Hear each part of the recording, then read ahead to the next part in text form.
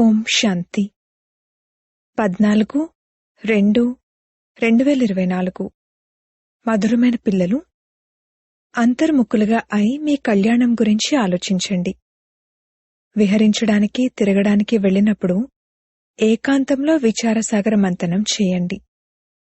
మిమ్మల్ని మీరు ప్రశ్నించుకోండి, నేను సదా హర్షితంగా ఉంటున్నానా? ప్రశ్న: దయార్థ హృదయుడైన తండ్రి యొక్క పిల్లలు తమపై తాము ఏ దయను చూపించుకోవాలి? జవాబు: ఏ విధంగా తండ్రికి నా పిల్లలు ముళ్ల నుండి పుష్పాలుగా అవ్వాలి అని దయ కలుగుతుంది. తండ్రి పిల్లలను పుష్పాలుగా తయారు చేయడానికి ఎంతగా కష్టపడతారు. కావున పిల్లలకు కూడా తమపై తమకు దయ కలగాలి. మేము బాబాను ఓ పతితపావన రండి, పుష్పాలుగా తయారు చేయండి అని పిలుస్తాము. ఇప్పుడు వారు వచ్చారు, మరి మేం పుష్పాలుగా అవ్వమా? దయ కలిగితే దేహీ అభిమానులుగా ఉంటారు. తండ్రి ఏదైతే వినిపిస్తారో దానిని ధారణ చేస్తారు. ఓం శాంతి. వీరు తండ్రి కూడా, టీచర్ కూడా మరియు సద్గురు కూడా అని పిల్లలు అర్థం చేసుకున్నారు. తండ్రి పిల్లల్ని అడుగుతున్నారు, మీరిక్కడికి వచ్చినప్పుడు ఈ లక్ష్మీనారాయణల చిత్రాన్ని మరియు మెట్ల చిత్రాల్ని చూస్తారా? ఎప్పుడైతే ఈ రెండింటినీ చూడడం జరుగుతుందో అప్పుడు మేము దేవతలుగా అయి తర్వాత ఈ విధంగా మెట్లు దిగుతూ వచ్చాము అని లక్ష్యము మరియు మొత్తం చక్రము బుద్ధిలోకి వస్తాయి. ఈ జ్ఞానం పిల్లలైన మీకే లభిస్తుంది. మీరు స్టూడెంట్. లక్ష్యం, ఉద్దేశం ఎదురుగా ఉంది. ఎవరైనా వస్తే వారికి ఇది లక్ష్యం, ఉద్దేశం అని అర్థం చేయించండి. ఈ చదువు ద్వారా ఈ దేవీ దేవతల వలె అవుతారు. తర్వాత 84 జన్మల మెట్లు దిగుతారు. మళ్ళీ రిపీట్ చేయాలి. ఇది చాలా సహజమైన జ్ఞానం. అయినా కానీ చదువుతూ చదువుతూ ఫెయిల్ ఎందుకు అవుతారు?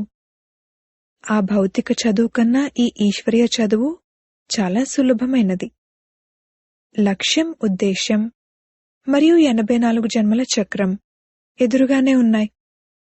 ఈ 2 చిత్రాలు విజిటింగ్ రూంలో కూడా ఉండాలి. సేవ చేయడానికి సేవా సాధనాలు కూడా కావాలి.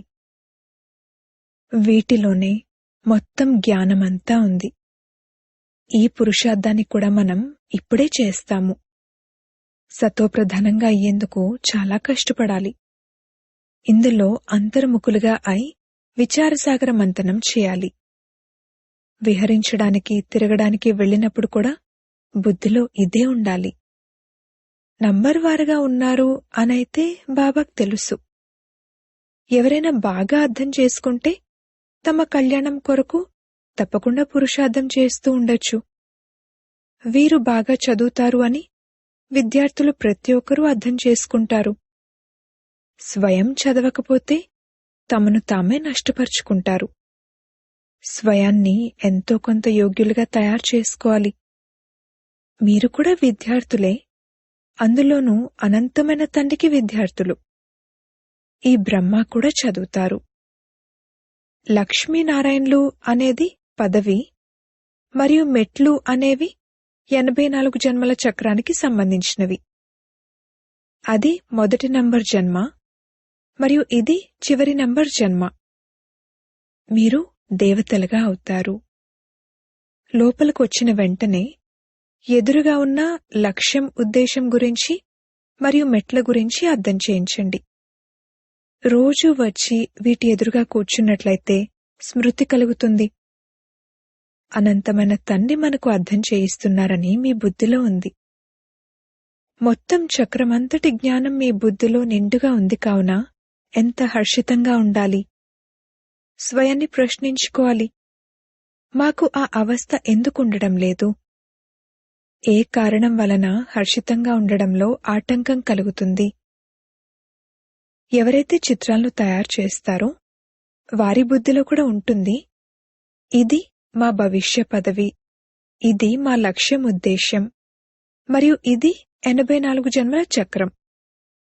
సహజ రాజయోగం అన్న గాయనం కూడా ఉంది. బాబా రోజూ అర్థం చేయిస్తూ ఉంటారు, మీరు అనంతమైన తండ్రికి పిల్లలు కావున స్వర్గవారసత్వాన్ని తప్పకుండా తీసుకోవాలి. మరియు మొత్తం చక్రమంతటి రహస్యాన్ని కూడా అర్థం చేయించారు కావున తప్పకుండా దానిని స్మృతి చేయవలసి ఉంటుంది. అదేవిధంగా మాట్లాడే మేనర్స్ కూడా చాలా బావుండాలి. నడవడిక చాలా బావుండాలి. నడుస్తూ తిరుగుతూ పనులు చేసుకుంటూ బుద్ధిలో కేవలం ఇదే ఉండాలి, మేము తండ్రి వద్దకు చదువుకోవడానికి వచ్చాము. ఈ జ్ఞానాన్నే మీరు మీతో పాటు తీసుకువెళ్ళాలి. చదువైతే సహజమైనదే. కాని ఒకవేళ పూర్తిగా చదవకపోతే టీచర్కు తప్పకుండా ఈ ఆలోచన ఉంటుంది, క్లాస్లో చాలా మందబుద్ధి గల పిల్లలుంటే నా పేరు పాడవుతుంది, బహుమానం లభించదు, గవర్నమెంట్ ఏమీ ఇవ్వదు అని. ఇది కూడా స్కూల్ కదా, ఇందులో బహుమానం మొదలైన వాటి విషయమేమీ లేదు.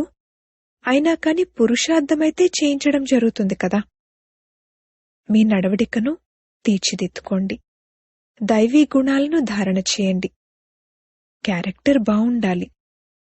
తండ్రి అయితే మీ కళ్యాణం కొరకే వచ్చారు, కాని తండ్రి శ్రీమతంపై నడవలేకపోతారు. శ్రీమతమేమో మీరిక్కడికి వెళ్ళండి అని చెప్తే వెళ్లరు. అక్కడ వేడుంది, అక్కడ చలుంది అని అంటారు.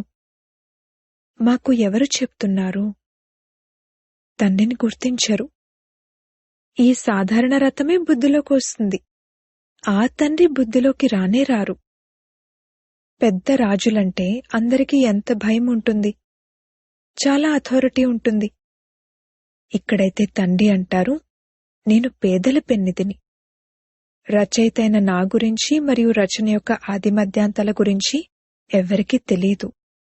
ఎంతమంది మనుషులున్నారు, ఎలాంటి మాటలు మాట్లాడతారు, ఏమేమో అంటూ ఉంటారు. అసలు భగవంతుడంటే ఎవరో కూడా తెలియదు. ఆశ్చర్యం కదా. తండ్రి అంటారు, నేను సాధారణ తనులోకి వచ్చి నా పరిచయాన్ని మరియు రచన యొక్క ఆదిమధ్యాంతాల పరిచయాన్ని ఇస్తాను. ఈ 84 జన్మల మెట్లు ఎంత స్పష్టంగా ఉన్నాయి.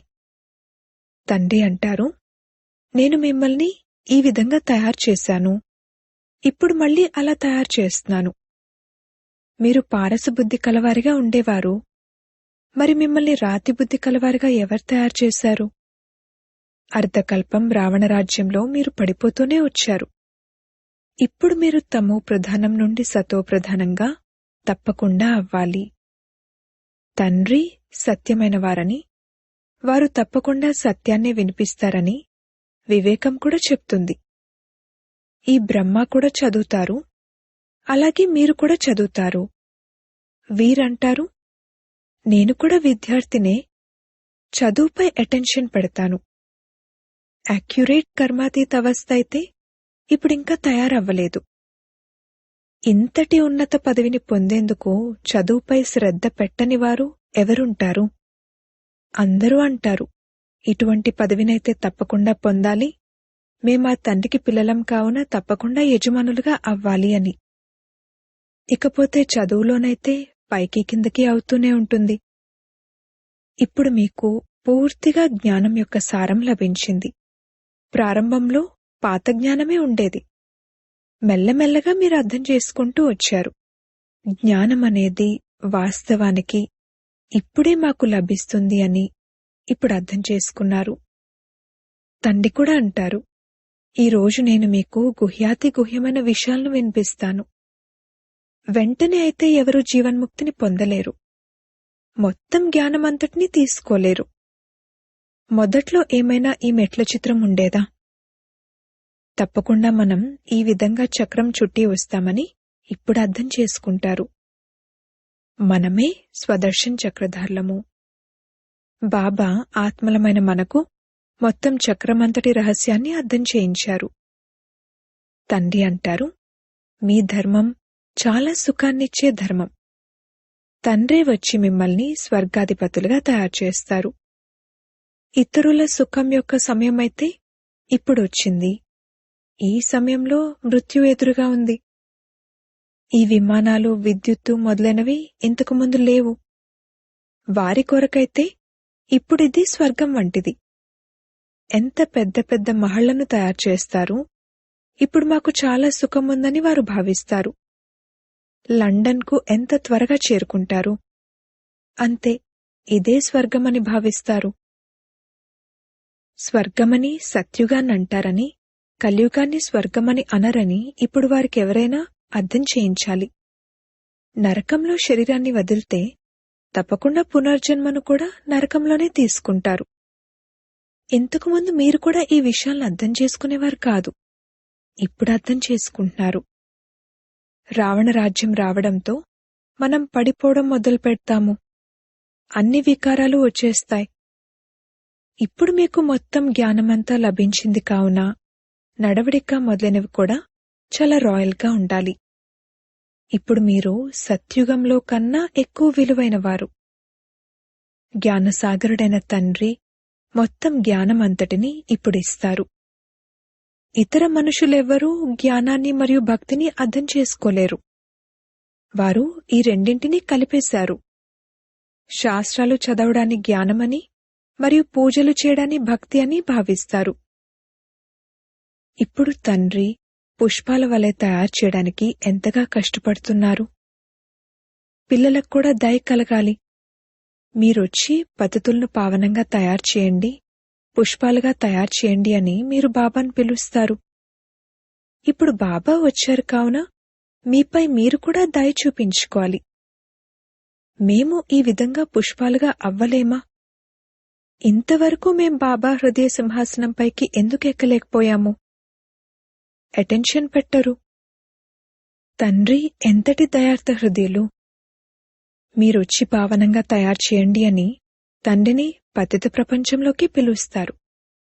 కావున ఏ విధంగా తండ్రికి దయ కలుగుతుందో అలా పిల్లలకు కూడా దయ కలగాలి. లేదంటే సద్గురుకు నింద తీసుకొచ్చేవారు ఉన్నత స్థానాన్ని, ఉన్నత పదవిని పొందలేరు. సద్గురు ఎవరు అన్నది ఎవరికీ స్వప్నంలో కూడా ఉండదు. గురువు శాపాన్నిస్తారేమో, అకృప జరుగుతుందేమోనని మనుషులు గురువుల గురించి భావిస్తారు. కొడుకు జన్మిస్తే గురు కృప అని భావిస్తారు. ఇది అల్పకాలిక సుఖం యొక్క విషయము. తండ్రి అంటారు, పిల్లలు, మీపై మీరు దయ చూపించుకోండి. దేహీ అభిమానులుగా అయినట్లయితే ధారణ కూడా జరుగుతుంది. అన్నీ ఆత్మే చేస్తుంది. నేను కూడా ఆత్మనే చదివిస్తాను. స్వయాన్ని ఆత్మగా పక్కాగా భావించండి మరియు తండ్రిని స్మృతి చేయండి. అసలు తండ్రిని స్మృతే చేయకపోతే వికర్మలెలా వినాశనమవుతాయి? భక్తి మార్గంలో కూడా ఓ భగవంతుడా దయ చూపించండి అని తలుచుకుంటారు. తండ్రి ముక్తి ప్రదాత కూడా మరియు మార్గదర్శకుడు కూడా. ఇది కూడా వారి గుప్తమైన మహిమ. తండ్రి వచ్చి అన్ని విషయాలను తెలియజేస్తారు.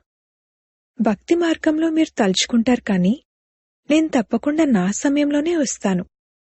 ఈ విధంగా ఎప్పుడు కావాలంటే అప్పుడు రావడం అనేది లేదు.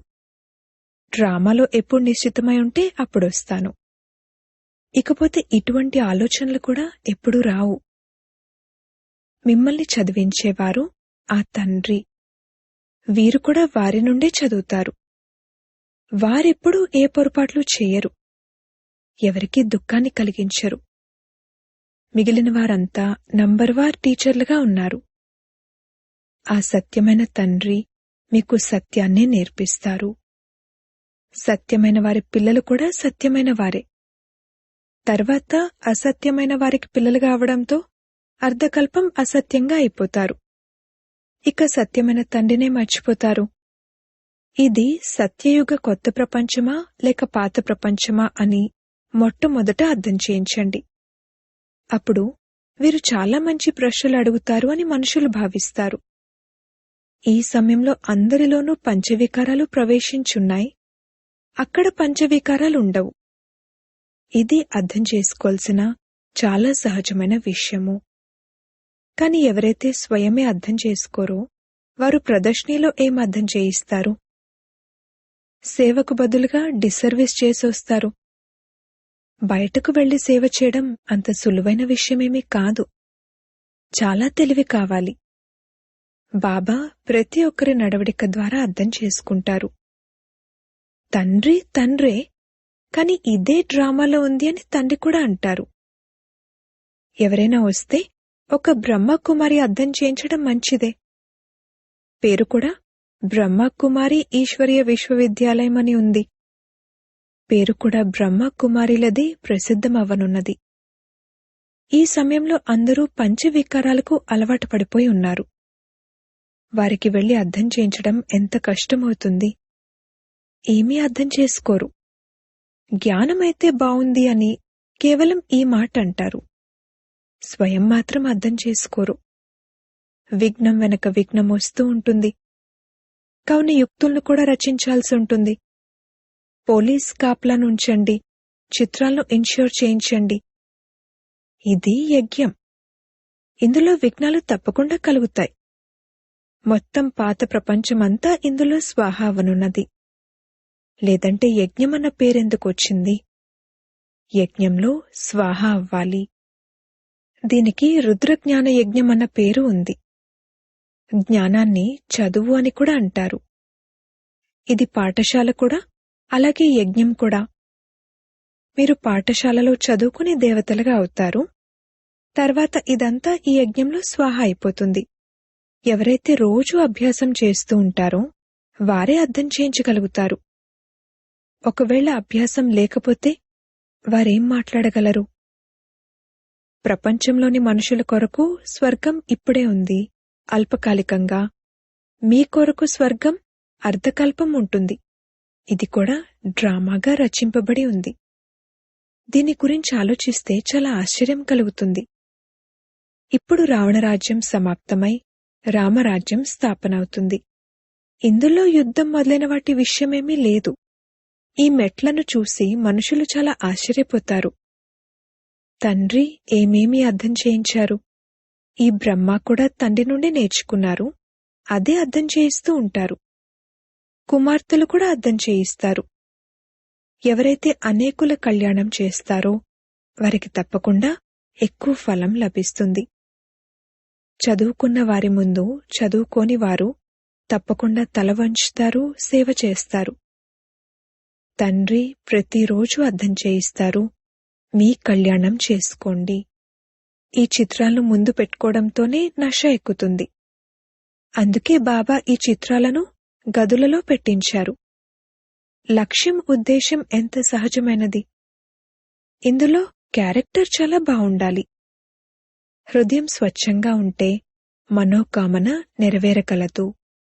అచ్చా, మధురాతి మధురమైన సిక్కిలదే పిల్లలకు మాతా పితా బాప్దాదాల ప్రియ స్మృతులు మరియు గుడ్ మార్నింగ్. ఆత్మిక పిల్లలకు ఆత్మిక తండ్రి నమస్తే. ధారణ కొరకు ముఖ్య సారము. మొదటి పాయింట్, సదా స్మృతిలో ఉంచుకోవాలి. మేము అనంతమైన తండ్రికి విద్యార్థులము. భగవంతుడు మమ్మల్ని చదివిస్తున్నారు. అందుకే బాగా చదువుకుని తండ్రి పేరును ప్రఖ్యాతం చేయాలి. తమ నడవడికను చాలా రాయల్గా ఉంచుకోవాలి. రెండవ పాయింట్, తండ్రి సమానంగా దయార్థ హృదయులుగా అయి ముళ్ల నుండి పుష్పాలుగా తయారవ్వాలి మరియు ఇతరులను పుష్పాలుగా తయారు చేయాలి. అంతర్ముఖులుగా అయి తమ మరియు ఇతరుల కళ్యాణం గురించి ఆలోచించాలి. వరదానము, అలజడిలో నిరాశ పడేందుకు బదులుగా విశాల హృదయాన్ని ఉంచే ధైర్యవంతులుగా కండి. ఎప్పుడైనా ఏదైనా శారీరక అనారోగ్యమున్నా, మానసిక తుఫానున్నా, ధనంలో లేక ప్రవృత్తిలో అలజడి ఉన్నా, సేవలో అలజడి ఉన్నా, ఆ అలజడి సమయంలో నిరాశపడకండి. విశాల హృదయం కలవారిగా అవ్వండి. లెక్కాచారం వచ్చినప్పుడు, నొప్పి కలిగినప్పుడు దాని గురించి ఆలోచించి నిరాశపడి దానిని పెంచుకోకండి. ధైర్యవంతులుగా అవ్వండి. అయ్యో ఏం చేయాలి అని ఆలోచించకండి. ధైర్యాన్ని కోల్పోకండి. ధైర్యవంతులుగా అయినట్లయితే తండ్రి సహాయం స్వతహాగానే లభిస్తుంది. స్లోగన్, ఇతరుల బలహీనతలను చూసే నేత్రాలను మూసివేసి మనస్సును అంతర్ముఖిగా చేసుకోండి. ఓం శాంతి.